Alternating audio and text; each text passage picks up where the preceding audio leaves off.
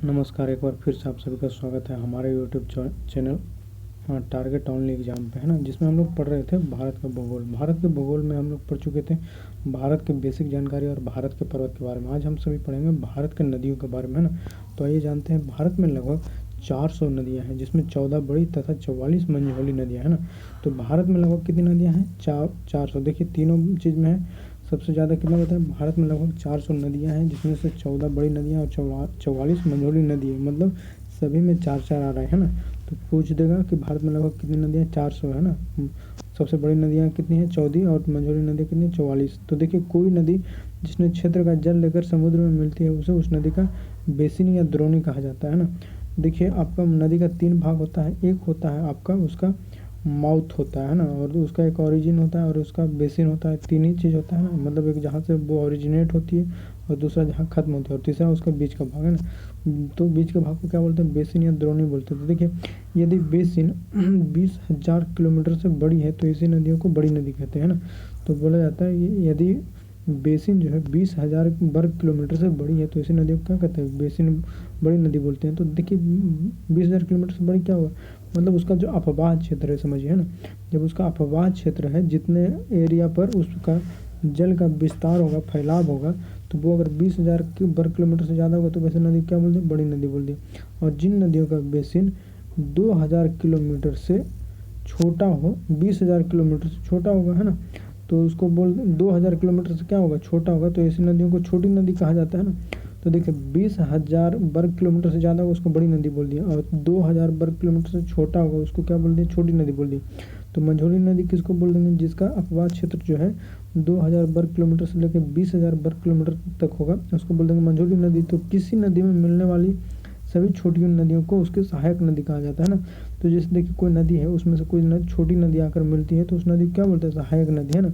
या फिर सीधा सीधा समझिए कि जब कोई एक नदी अपने पानी को दूसरे नदी में प्रवाहित करती है या प्रवेश कराती है तो वैसे नदी क्या बोलते हैं? सहायक नदी बोलते हैं ना।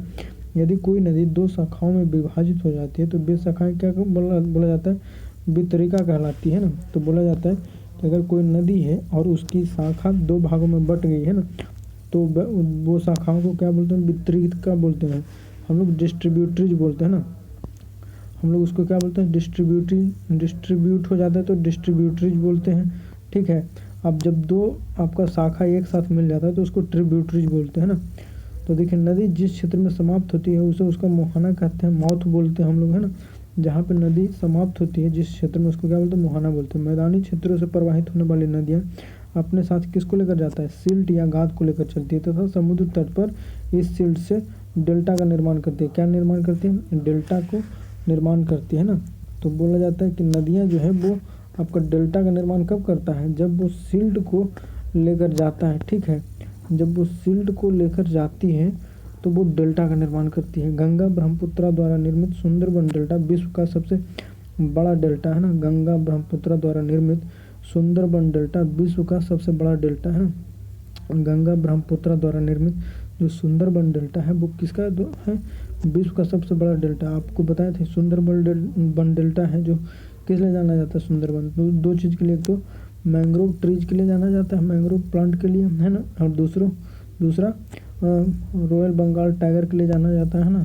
उसके बाद है इसका क्षेत्रफल कितना? तो 10,000 वर्ग किलोमीटर। कितना? 10,000 वर्ग किलोमीटर, है ना। यदि नदी पथरीले इलाके से प्रवाहित होती है तो डेल्टा के स्थान पर एचरीज का निर्माण होता है ना। तो बोला जाता है कि एचरीज का निर्माण कब होता है? तो जब नदी आपका पथरीले इलाके से प्रवाहित होती है तो डेल्टा के स्थान पर क्या होता है? एचरीज का निर्माण होता है।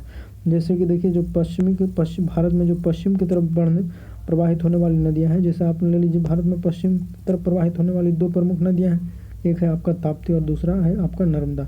तो नर्मदा और ताप्ती है जो पश्चिम की तरफ प्रवाहित होती है तो वो डेल्टा का निर्माण नहीं करती है। क्यों? क्योंकि इसके रास्ते हैं जो पथरीले इलाके से गुजरते हैं, तो ये किसका निर्माण करती है? एचरीज का निर्माण करती है ना। तो देखिए नर्मदा ताप्ती एचरीज का निर्माण करती है। यदि नदी 2 पर्वतों के मध्य प्रवाहित होती है तो उसको रिफ्ट वैली का निर्माण करती है ना। तो बोला जाता है कि देखिए अगर 2 नदी है जो 2 पर्वत के मध्य से प्रवाहित होगा तो क्या करेगा? रिफ्ट वैली का निर्माण करेगा। रिफ्ट कब होता है? मतलब देखिए उसमें गड्ढा करते जाएगा ना, क्योंकि देखिए पर्वत के ऊपर से गुजरेगा तो वो कैसे बनेगा? रिफ्ट वैली, है ना। नदी दिन प्रतिदिन इसे गहरा करता जाएगा जिसे गॉर्ज कहते हैं ना। तो देखिए रिफ्ट क्या है, नदी उस पर से प्रवाहित हो रहा है। हम लोग जानते हैं ना, जब किसी चीज़ के ऊपर किसी चीज़ को रगड़ेंगे है ना, तो मतलब घर्षण करेंगे, फ्रिक्शन होगा, तो उससे हीट जनरेट होगा, हीट जनरेट होगा तो वहाँ का मॉलिक्यूल क्या होगा, केमिस्ट्री में थोड़ा सा चले गए, मॉलिक्यूल क्या होगा वहाँ का टूटेगा, टूटेगा तो ब्रेक हो होकर वहाँ उसको क्या करेगा, गड्ढा करते जाएगा है ना, तो धीरे धीरे वो क्या हो जाएगा और गड्ढा करते जाएगा, तो जो और गड्ढा करते जाएगा तो उसको क्या बोलते हैं, गॉर्ज बोलते हैं ना। तो नर्मदा नदी किसके बीच से प्रवाहित होती है, तो विंध्याचल और सतपुड़ा के मध्य से प्रवाहित होती है, तो इसको रिफ्ट का निर्माण करती है ना, और ये धीरे धीरे और गड्ढा बढ़ते जाएगा तो बाद में क्या बन जाएगा, गॉर्ज बन जाएगा है ना। कोसी नदी है जो पथ विचलन के लिए जानी जाती है ना, तो कोसी नदी है जो भारत की एक ऐसी नदी है जो सबसे ज़्यादा पथ को बदली है ना, अपने रास्ते को। कुछ जगह पर तो ऐसा ऐसा बोला जाता है इस नदी के बारे में कि सोचिए, आज से कुछ सौ साल पहले या फिर कुछ वर्ष पहले वो 10 किलोमीटर दूर प्रवाहित होती थी है ना, और आज इसका जो रास्ता है वो 10 किलोमीटर दूर बदल गया है। तो सोचिए, इतना पथ विचलन करने वाली नदी है। कोसी नदी को किस राज्य का शोक कहा जाता है, तो आप लोग अभी अच्छे से जानते होंगे ना। तो कोसी नदी को बिहार का शोक बोला जाता है, और बंगाल का शोक किस नदी को बोलते हैं, तो दामोदर नदी को बंगाल का शोक बोलते हैं, और कोसी नदी को बिहार का शोक बोलते हैं, सौरव ऑफ बिहार बोलते हैं। Which river is known as sorrow of Bihar, तो Kosi river is known as sorrow of Bihar है ना। कोसी नदी को बिहार का शोक बोलते हैं। यदि कोई पहाड़ नदी के प्रवाह को प्रवाहित करता है तो इसे जल विभाजक कहते हैं ना। बोलना देखिए, यदि कोई पहाड़ नदी को प्रवाह को प्रभावित करता है तो उसे क्या बोलते हैं, जल विभाजक बोलते हैं ना।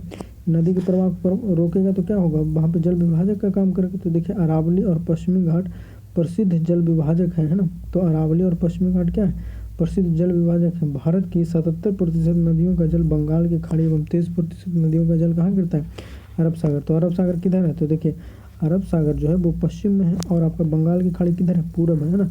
तो इसका मतलब समझिए कि भारत में जो ज़्यादातर नदियाँ हैं वो आपका पश्चिम से पूरब की तरफ प्रवाहित होती है। भारत की जो ज़्यादातर नदियाँ हैं वो पश्चिम से पूरब की तरफ प्रवाहित होती है। क्यों, क्योंकि देखिए 77% पानी कहाँ पर जा रहा है, बंगाल की खाड़ी में जा रहा है। तो इसका मतलब बंगाल की खाड़ी पूरब में, तो कहाँ से नदी निकला होगा, पश्चिम से, तभी तो वो पूरब की दिशा की तरफ जा रहा है। कुछ नदी है जो आपका पश्चिम की तरफ जाता है, तो पश्चिम की तरफ 23% जल ही जाता है ना। तो 23% जाता है, मतलब पश्चिम से पूरब से पश्चिम की तरफ बहुत कम प्रवाहित होने वाली नदियाँ हैं। पूरब से पश्चिम की तरफ प्रवाहित होने वाली भारत की 2 ही प्रमुख नदियाँ, ताप्ती और आपका ये है कौन सा, ताप्ती और नर्मदा है ना। और एक किसका निर्माण करती है, एचरिज को। एचरिज किसको बोले थे, कि जो देखिए आपका पथरीला रास्ता से जो नदी प्रवाहित होगा वो एचरिज का निर्माण करेगा है ना, डेल्टा का नहीं। प्रवाह की दृष्टि से भारत की नदियों को 2 भागों में विभाजित किया गया है ना। तो देखिए, प्रवाह की दृष्टि से भारत की नदियों को कितना भाग में बांटा गया, 2। पहला पूर्ववर्ती अपवाह और दूसरा अपवर्ती अपवाह है ना। तो पूर्ववर्ती अपवाह और अपवर्ती अपवाह। पूर्ववर्ती अपवाह किसको बोलते हैं, देखिए ये नदियाँ अपने मार्ग की बाधाओं को काट कर आगे बढ़ती है। हिमालय की नदियाँ इसी प्रकार की है ना। तो जो नदियाँ अपने रास्ते के मार्ग का जो परेशानी है उसको झेलते हुए आगे बढ़ जाता है, उसको बोलते हैं हम लोग पूर्ववर्ती नदियाँ है ना। तो हम लोग को भी कैसा होना चाहिए, पूर्ववर्ती नदियाँ है ना।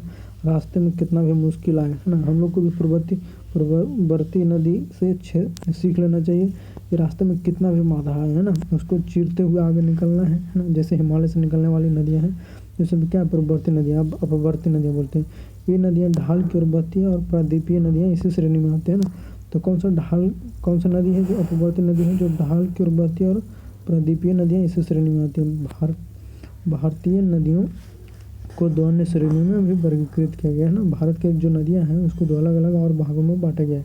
पहला हिमालयी या उत्तर भारतीय नदियाँ है ना, दूसरा आपका है प्रायद्वीपीय नदियाँ। पहला क्या हो गया, हिमालयी या उत्तर भारतीय नदियाँ। मतलब हिमालयी या उत्तर भारतीय नदियाँ किसको बोलते हैं, जो हिमालय से निकलेगा है ना, हिमालय से निकला। और दूसरा है आपका प्रायद्वीपीय नदियाँ। प्रायद्वीपीय नदियाँ किसको बोलते हैं, जो प्रायद्वीपीय क्षेत्र से निकलेगा है ना।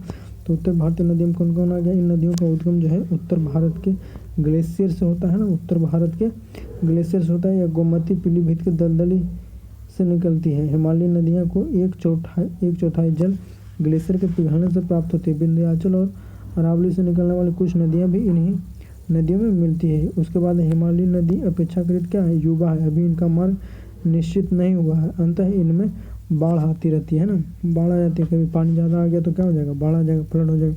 अब बताइए, जिस जगह पर कभी पानी आया नहीं वहाँ पर क्या होगा, सूखा होगा, ड्राउट होगा ना। ये नदियाँ भारत के जो किसान हैं इससे 2 चार होते रहते हैं। सबसे ज़्यादा किसान जो है ना वो बाढ़ और आपका ड्राउट मतलब सूखाड़ से प्रभावित होते हैं, मतलब ड्राउट और फ्लड से है ना।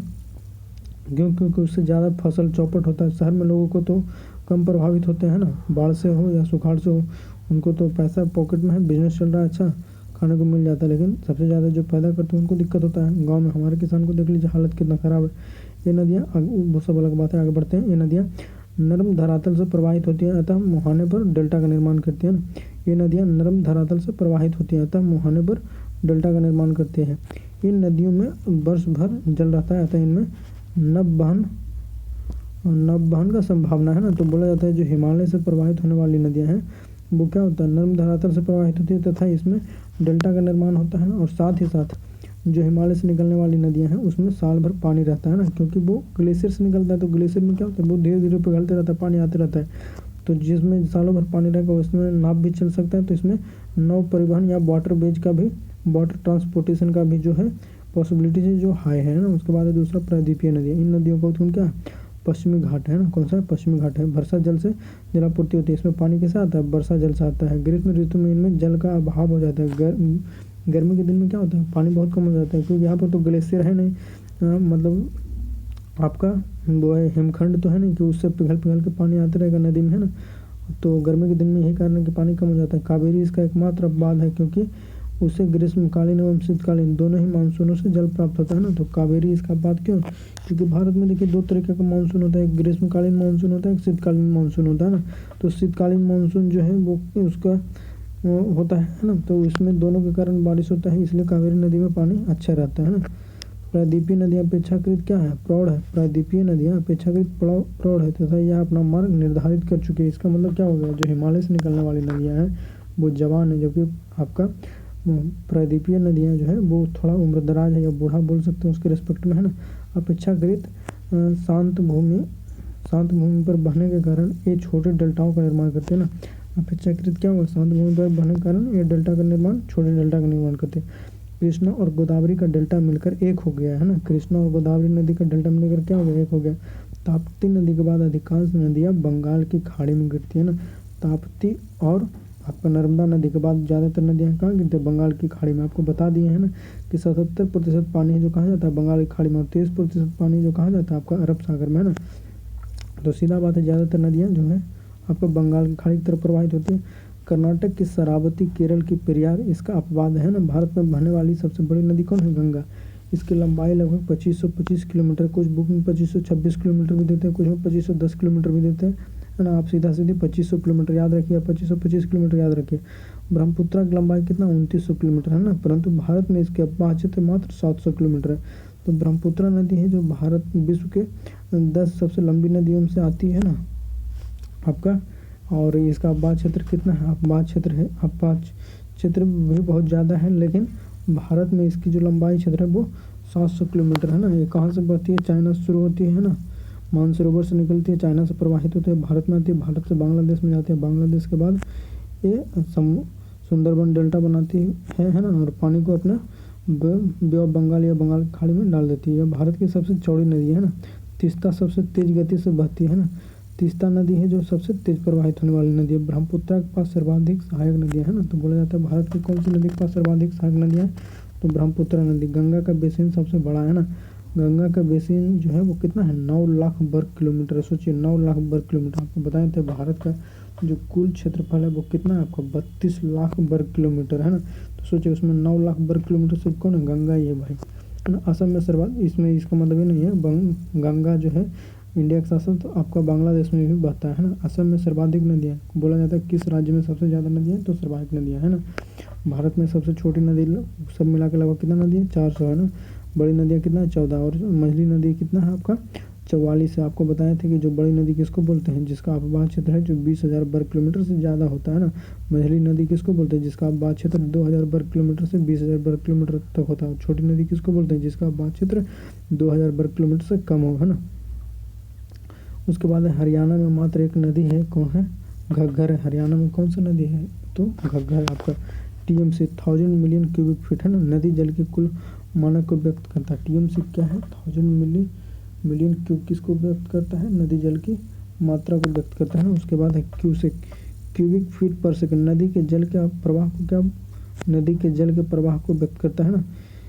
क्यूसेक क्यूबिक फीट पर सेकंड है ना। क्यूसेक क्यूबिक फीट पर सेकंड किसको व्यक्त करता है? नदी के जल के प्रवाह को व्यक्त करता है ना। नदी के जल की कुल मात्रा कौन व्यक्त करता है? अगर पूछा जाए कि इस नदी में कितना पानी है कुल मात्रा, तो टीएमसी है ना। और नदी का जो प्रवाह है वो धीरे हो रहा है, तेज हो रहा है ना, ये कौन व्यक्त करता है? तो क्यूसेक। तो टीएमसी और क्यूसेक जानिए। टीएमसी क्या बताता है? इस नदी के कुल पानी के बारे में ना। और क्यूसेक क्या बताता है? नदी का जो प्रवाह है उसके बारे में बताता है ना। उसके बाद है किसी नदी को उसकी सहायक नदियों के साथ मिलाकर क्या बोलते हैं? नदी तंत्र कहा जाता है। जब हम लोग नदी तंत्र समझते हैं तो बोला जाता है कि नदी का, जब उसके सहायक नदियों के साथ हम लोग जब पढ़ते हैं, स्टडी करते हैं, उसको नदी तंत्र या रिवर सिस्टम बोलते हैं ना। फिर देखिए यहाँ पे सिंधु नदी तंत्र जानते हैं ना, सिंधु नदी का सिस्टम जानते हैं, सिंधु रिवर सिस्टम। तो देखिए नदी सबसे पहले क्या जानेंगे? नदी जानेंगे, उसका उद्गम स्थान जानेंगे, उसके बाद मुहाना जानेंगे, उसके बाद सहायक नदी है ना। तो सिंधु नदी है, तो सिंधु नदी कहाँ से निकलती है? कैलाश मानसरोवर से निकलती है। कहाँ पर अपना पानी को डालती है? अरब सागर में है ना। तो सिंधु नदी भारत में बहती है, पहले चाइना में बहती है, उसके बाद भारत में आती है, फिर पाकिस्तान में बहती है ना। तो इसका सहायक नदी कौन कौन सा है? झेलम है, चिनाब है, रावी है, ब्यास है, सतलज है ना। तो ब्रश है, ब्रश मतलब ब्यास, रावी और सतलज, ये 3 नदी है जो भारत में बहती है। झेलम और चिनाब, सिंधु ये अलग बात है, मतलब बहती तो सब है, भारत से ही पाकिस्तान में जानती है ना। तो देखिए ये जो पंच नदी है, 5 नदियों का भूमि किसे बोला जाता है? पंजाब को बोला जाता है ना।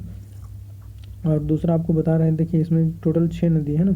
सिंधु, झेलम, चिनाब, रावी, ब्यास, सतलज, ये टोटल 6 नदी हुआ सिंधु रिवर सिस्टम है ना। तो जिसमें 3 नदी का पानी है जिसको भारत को इस्तेमाल करने का अधिकार मिला हुआ है। 3 नदी का पानी को पाकिस्तान इस्तेमाल करेगा, तो भारत किसको इस्तेमाल करता है? इसका एक ट्रिक है ना, सब्र है ना।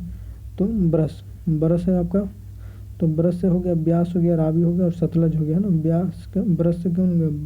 ब्यास, रावी और सतलज, इस तीनों का पानी कौन इंडिया इस्तेमाल करता है? बाकी का आपका जो है वो झेलम, चिनाब, सिंध का कौन इस्तेमाल करता है? पाकिस्तान इस्तेमाल करता है। आगे बढ़ते हैं, इसमें झेलम नदी के बारे में जानते हैं। तो झेलम का कौन हो गया? झेलम कहाँ से निकलता है? बेरीनाग से निकलता है। कहाँ से निकलता है? बेरीनाग झील से निकलता है ना।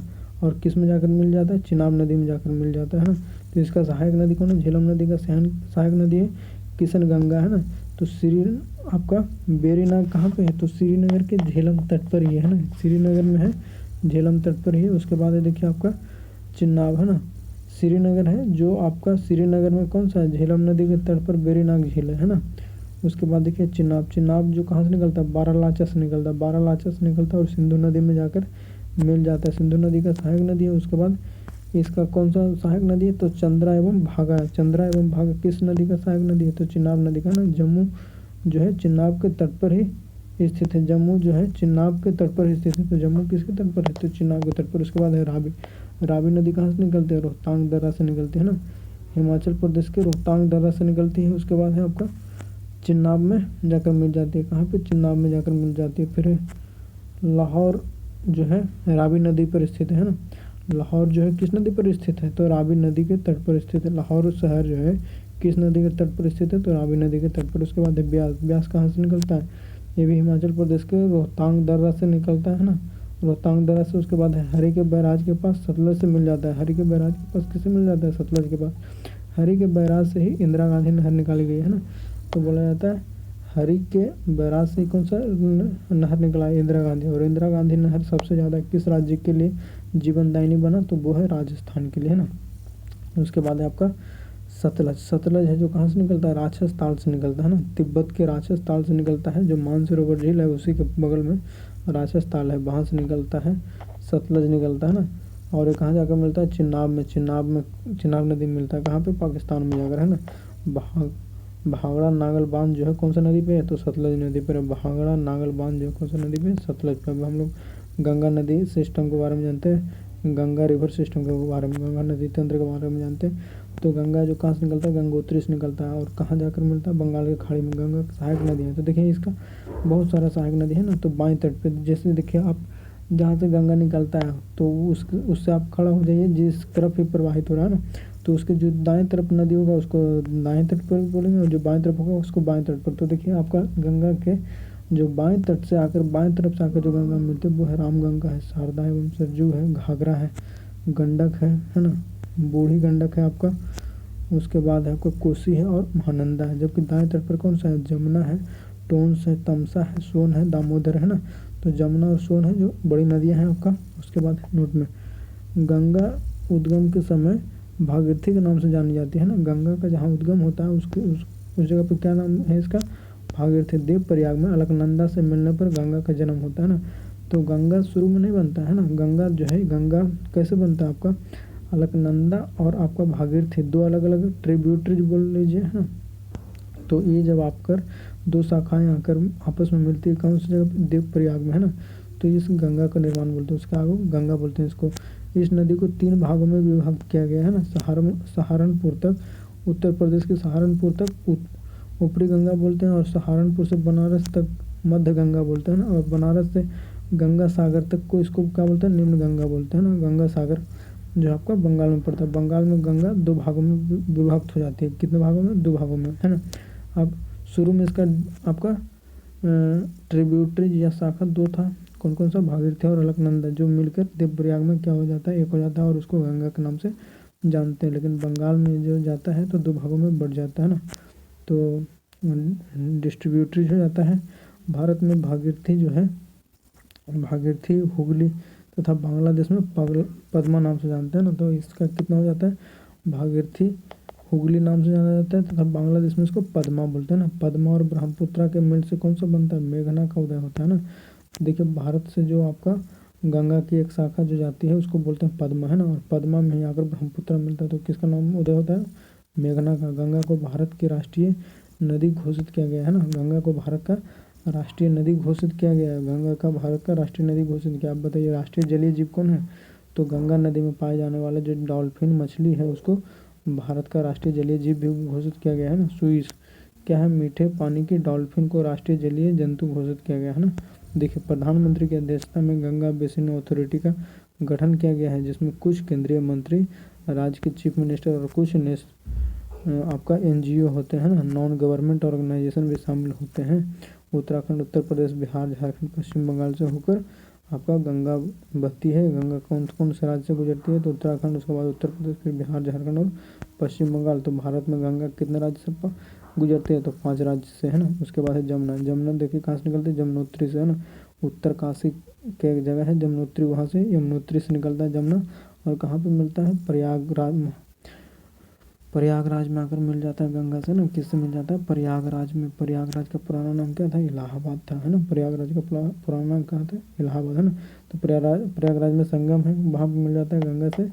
जमुना जी मिल जाते हैं, संगम हो जाता है इनका, है ना। उसके बाद सहायक नदियाँ हैं बाएं तट पर जो है जमुना का सहायक नदी कौन कौन सा है, हिंडन है, वरुणा है, सेंगर है, रिंद है ना। उसके बाद दाएं तट पर कौन सा है, चंबल है, बेतवा है और केन है। आपका कौन सा है, चंबल, बेतवा और केन। उसके बाद नोट में देखिए जमुना गंगा की सबसे बड़ी सहायक नदी है। अगर आपसे पूछा जाए कि जमुना जो है किसकी सबसे बड़ी सहायक नदी है, तो गंगा का जो सबसे बड़ी सहायक नदी है वो कौन सा है, जमुना जी है ना। उसके बाद देखिए रामगंगा कहाँ से निकलता है, गढ़वाल हिमालय से निकलता है। कनौज में गंगा से आकर मिल जाता है। रामगंगा तराई के डिस्टिलरी और शुगर मिलों का गंदा पानी गंगा में मिला देती है ना। उसके बाद है शारदा को क्या बोलते हैं, सरजू भी बोलते हैं। मिलाप ग्लेशियर से निकलता है, कुमाऊं के मिलाप ग्लेशियर से निकलता है। अब बहराम घाट में आकर मिल जाता है ना। उसके बाद है आपका सहायक नदी कौन है, इसका घाघरा है ना। सहायक नदी घाघरा है। यह काली, सरजू और गौरी गंगा के नाम से भी जानी जाती है। कौन से नाम से जानी जाती है, काली, सरजू और गौरी गंगा के नाम से जानी जाती है। घाघरा नदी है जो मापचा चुंगी से निकलती है। कहाँ से निकलती है, मापचा चुंगी, जो ट्रांस हिमालय की जो जगह है मापचा चुंगी, वहाँ से निकलती है और गंगा में आकर मिल जाती है ना। राप्ती, शारदा, है ना।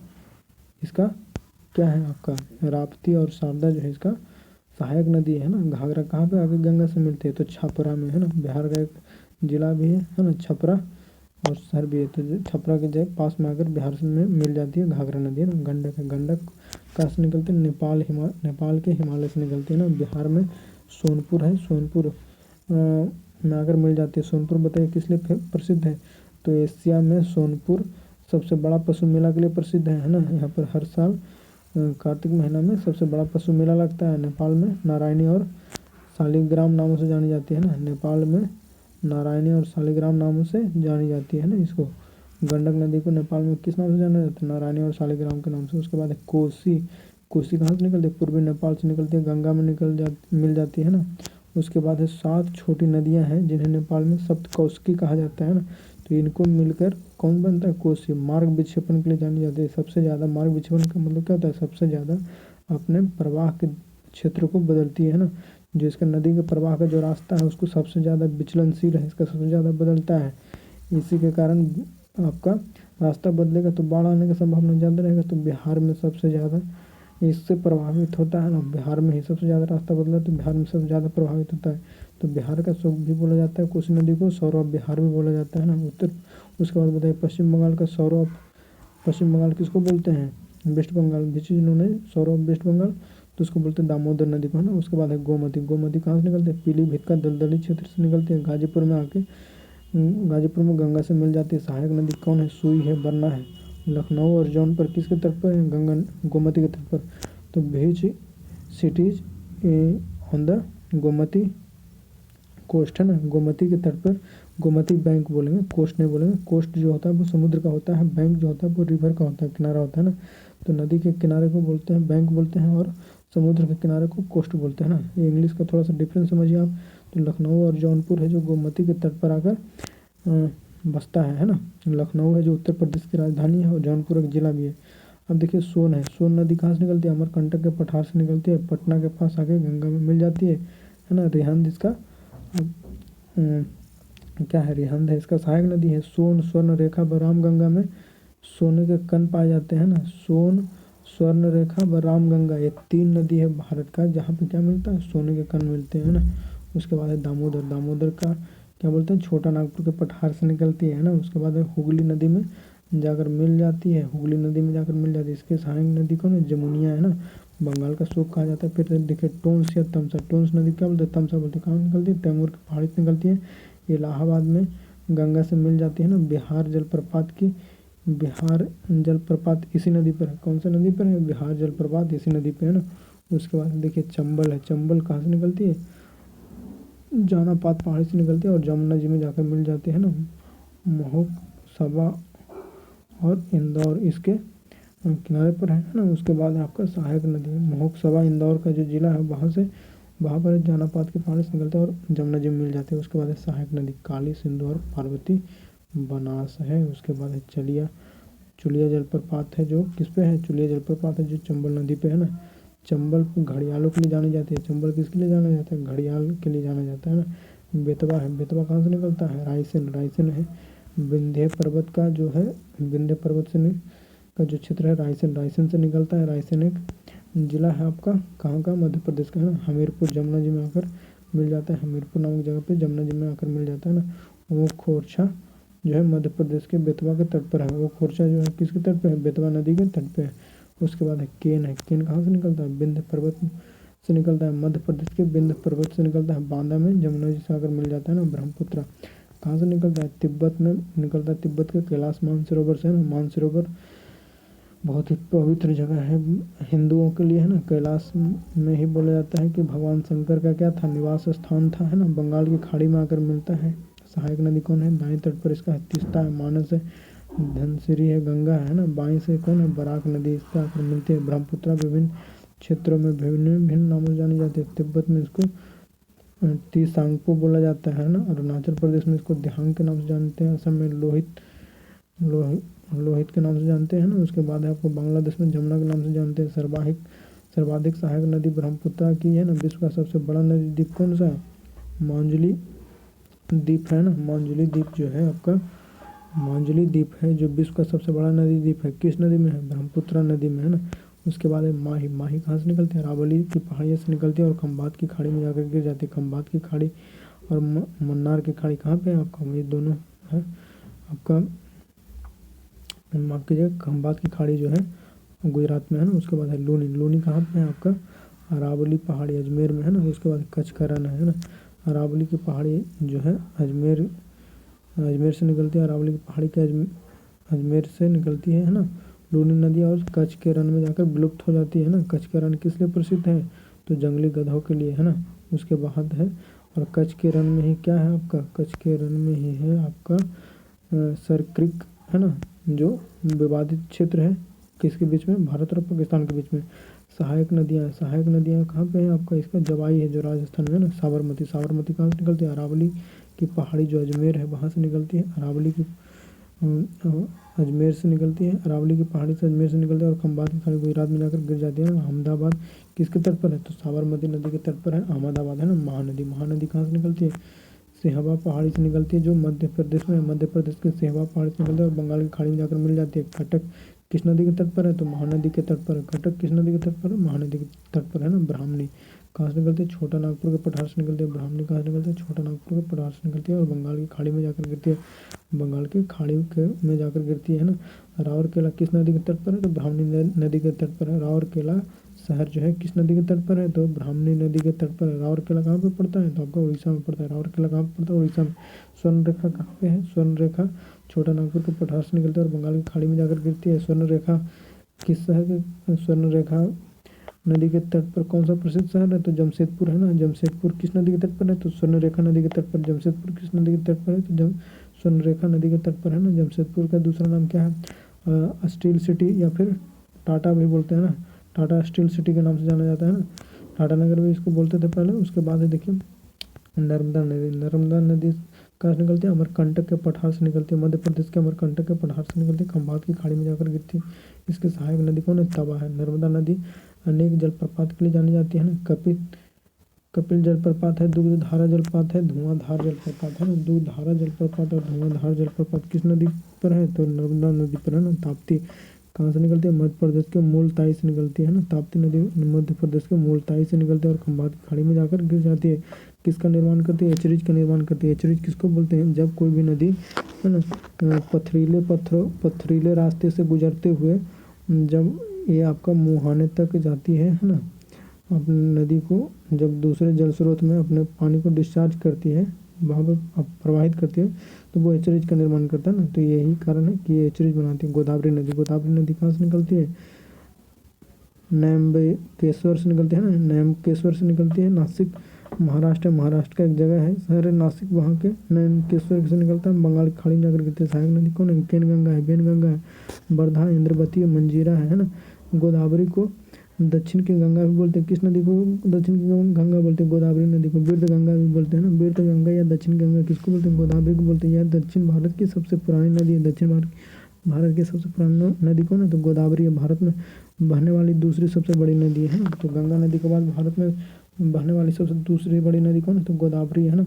गंगा नदी का लंबाई कितना है, 2525 किलोमीटर है ना। शरावती नदी कहाँ पे, पश्चिम घाट से निकलती है, अरब सागर में जाकर गिरती है। कहाँ से निकलती है, पश्चिम घाट से निकलती है, अरब सागर में गिरती है। भारत का सबसे ऊंचा जलप्रपात है कौन सा है, जो जलप्रपात या गोरसपा जलप्रपात या महात्मा गांधी प्रपात इसी नदी पर, है ना। भारत का सबसे ऊंचा जलप्रपात है कहाँ पर, कौन सा नदी पर, शरावती नदी पर, है ना। पश्चिम घाट से निकलती है और अरब सागर में गिरती है। तो इसके जोग गरसोपा प्रपात है ना, जोग गरसोपा प्रपात या महात्मा गांधी प्रपात कौन सा नदी पे, शरावती नदी पे, है ना। उसके बाद कृष्णा नदी कहाँ से निकलती है, महाबलेश्वर से निकलती है, महाराष्ट्र के महाबलेश्वर से निकलती है, बंगाल की खाड़ी में गिरती है। कृष्णा नदी की सहायक नदी कौन सा है, पंचगंगा है, दूधगंगा है, घाट प्रभा है, मलप्रभा है, भीमा है, मूसी अंतिम नदी है ना। उसके बाद है तुंगभद्रा सबसे बड़ी सहायक नदी है। उसके बाद है पुणे भीमा तट पर, पुणे भीमा तट पर, है ना। उसके बाद है हैदराबाद किस शहर, हैदराबाद शहर किस नदी के तट पर है, तो मूसी नदी के तट पर है। हैदराबाद किस नदी के तट पर है, तो मूसी नदी के तट पर है। तुंगभद्रा है जो गंगा मूल चोटी से निकलती है ना, गंगा मूल चोटी से निकलती है। उसके बाद है कृष्णा नदी, आंध्र प्रदेश में भद्रा का आदर्श जाकर मिल जाती है ना। कृष्णा व तुंगभद्रा के मध्य का क्षेत्र जो है रायचूर का द्वाब कहा जाता है ना। कृष्णा व तुंगभद्रा के मध्य का क्षेत्र क्या बोलते हैं, रायचूर का द्वाब बोलते हैं ना। विजयनगर तुंगभद्रा के तट पर स्थित है। विजयनगर शहर किस नदी के तट पर है, तो तुंगभद्रा नदी के तट पर है। तुंगभद्रा नदी के तट पर विजयनगर है। कावेरी कहाँ से निकलती है, कर्नाटक के कुर्ग से निकलती है और बंगाल की खाड़ी में गिरती है। दक्षिण की गंगा कही जाती है ना। दक्षिण की गंगा किसको बोलते हैं, कावेरी नदी को बोलते हैं। जबकि बिरध गंगा किसको बोलते हैं, बिरध गंगा बोलते हैं, गोदावरी को बोलते हैं। याद रखिएगा, बिरध गंगा बोलते हैं गोदावरी को, और दक्षिण गंगा किसको बोलते हैं, कावेरी को बोलते हैं। प्रायद्वीप दक्षिण की गंगा बोला जाएगा तो कावेरी बोलते हैं ना। दक्षिण गंगा या बिरध गंगा, दक्षिण गंगा है या बिरध गंगा रहेगा तो कौन, गोदावरी। दक्षिण गंगा या बिरध गंगा तो गोदावरी है ना। और दक्षिण की गंगा बोलेंगे तो किसको बोलेंगे, कावेरी को बोलेंगे। दक्षिण की गंगा बोलेंगे तो किसको बोलेंगे, कावेरी को बोलते हैं। एक फ़र्क है ना, बोला जाता है दक्षिण गंगा किसको बोलते हैं, तो गोदावरी को। दक्षिण की देखिए जब दक्षिण गंगा बोल रहे हैं तो सिर्फ उसमें गंगा आ रहा है ना, तो उसको गोदावरी बोलेंगे। जब की आ जाएगा दक्षिण की गंगा, तो की आ रहा तो की हो गया तो कौन, कावेरी हो जाएगा, है ना।